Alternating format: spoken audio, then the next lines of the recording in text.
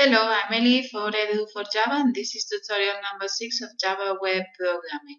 In this tutorial, we're going to have a look at Java Server Pages. This is the first tutorial of a series of tutorials where we will see JSPs and the related technologies. What is a Java Server Page? We're going to see it with an example. Here we have the code of a JSP called login JSP. This is the code here. What is a JSP? It's a document with HTML tags here and GCP tags. These are tags which are going to be interpreted in the side of the server.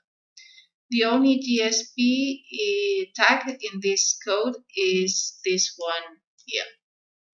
This tags allows us to write Java code inside the page.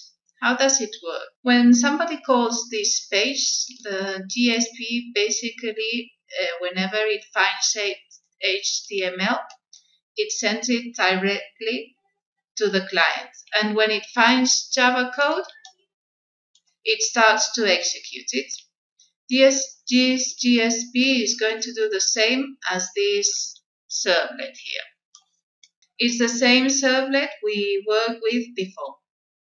Well, I've added some things here to be exactly the same, but basically it's the same. Do you remember what it did? The do post here receive the request and response objects. The request got parameters, user, and password. These were the user and password we had sent him, and if the user was Edu4Java and the password was Eli4Java, he called the method response, this method here, which was going to get a writer and painted all the page. This. We sent him as a parameter a message, this one here, that if the user and password matched, was login OK, and if not, it was invalid login, and it was painted in the middle of our page. Then why a JSP? As you can see, this JSP is a lot easier than this servlet here.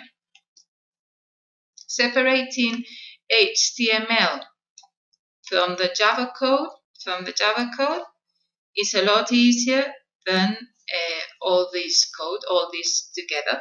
This makes life a lot easier to the people who design web pages, which only work with the HTML part. Even for a developer, it's a lot easier when you have a lot of HTML code. Let's take a look at the Java code. In the JSP, this is the Java code in the JSP. When I obtain the user, I get it from a request object. But where does this object come from?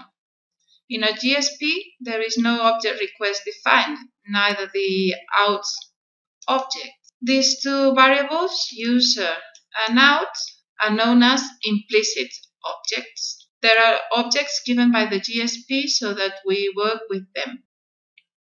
It gives us a request and response, which we use to get the user and the password.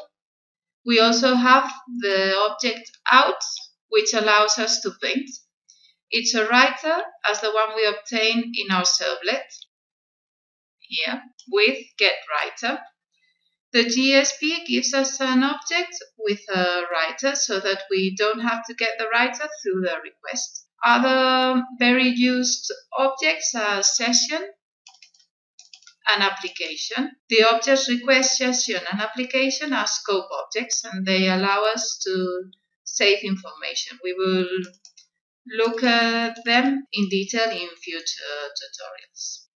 Okay, let's continue. Let's try our JSP. We are going to copy the login JSP into our Eclipse, into our web content, new JSP file, We're going to call it login, finish, and we're going to paste our code.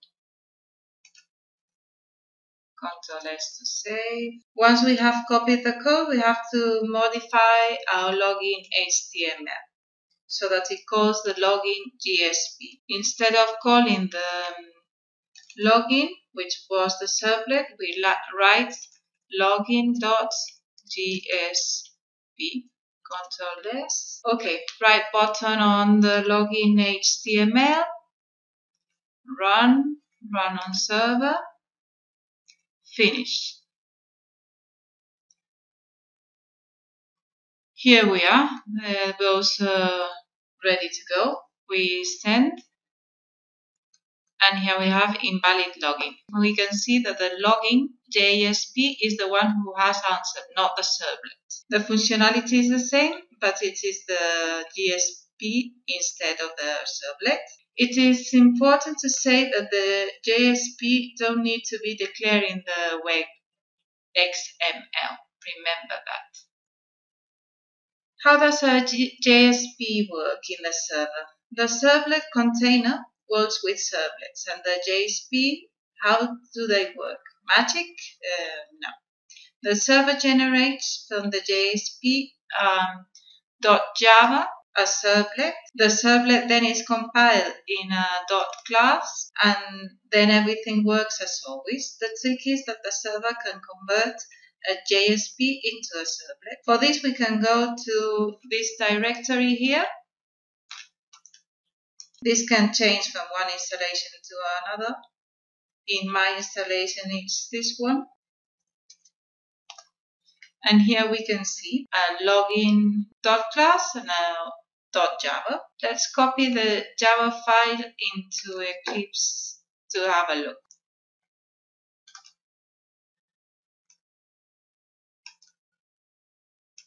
If we have an error, we move it to the correct package.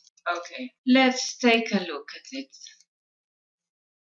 We can see in the method JSP service, we can see that this method receives a request and a response. This method is the one which replaces the doGets and the doPosts. This code is all generated.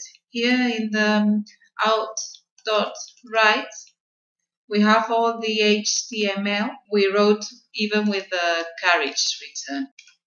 Let's see what the page tells us about this. Here at the end we've got some observations. One important thing is that the HTTP JSP base extends from HTTP servlets. Here at the beginning we can see, if we do Ctrl-T, the inheritance. The class login JSP extends from HTTP JSP base, and this one from servlet. It's a servlet. We can also see what we've said already, that the method JSP service replaces doPost and doGet. The third point, it talks about the implicit objects, request, response. Here in the JSP service, we can see the request and the response, and here the out, which we use to paint the page. The out is defined here, and here we can see where do we get it from. Get out, and we keep it in a variable out. And lastly, how is our code sent through the out.write?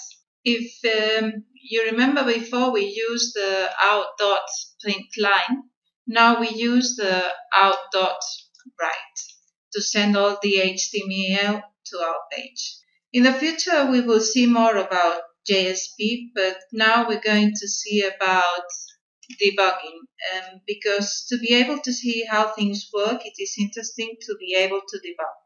So the next tutorial is about debugging. See you in the next tutorial. Bye!